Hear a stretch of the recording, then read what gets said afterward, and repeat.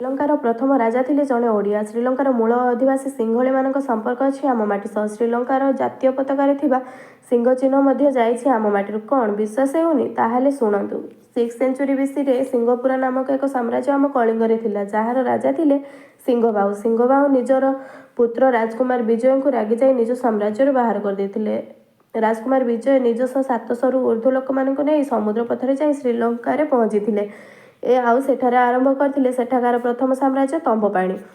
ଏହା ବିଷୟରେ ଶ୍ରୀଲଙ୍କାର ସର୍ବପୁରାତନ ପୁସ୍ତକ ମହାବଂଶ ଏବଂ ଦୀପବଂଶରେ ଉଲ୍ଲେଖ ଅଛି। ଧୀରେ ଧୀରେ କଳିଙ୍ଗ ଏବଂ ଶ୍ରୀଲଙ୍କା ମଧ୍ୟରେ ବାଣିଜ୍ୟ ସମ୍ପର୍କ ସ୍ଥାପନ ହେଲା, ବୈବାହିକ ସମ୍ପର୍କ ସ୍ଥାପନ ହେଲା ଏବଂ ଲୋକମାନେ କଳିଙ୍ଗରୁ ଯାଇ ଶ୍ରୀଲଙ୍କାରେ ବସବାସ କରିବାକୁ ଲାଗିଲେ। ଏବଂ ହଁ, ଶ୍ରୀଲଙ୍କାରେ ଜାତୀୟ ପତାକାରେ ଥିବା ସିଂହ ଚିହ୍ନ ମଧ୍ୟ ଆମ ମାଟିରୁ ଯାଇଛି। ଅନେକ ହିଷ୍ଟୋରିଆନ୍ସ କୁହନ୍ତି ଏହି ସିଂହ ଚିହ୍ନ ବିଷ୍ଣୁଙ୍କ ନୃସିଂହ ଅବତାରକୁ ଦର୍ଶାଏ ଏବଂ ଏହା ଆମ ମାଟିରୁ ବିଷ୍ଣୁ ଭକ୍ତମାନେ ଶ୍ରୀଲଙ୍କାକୁ ନେଇ ଯାଇଥିଲେ।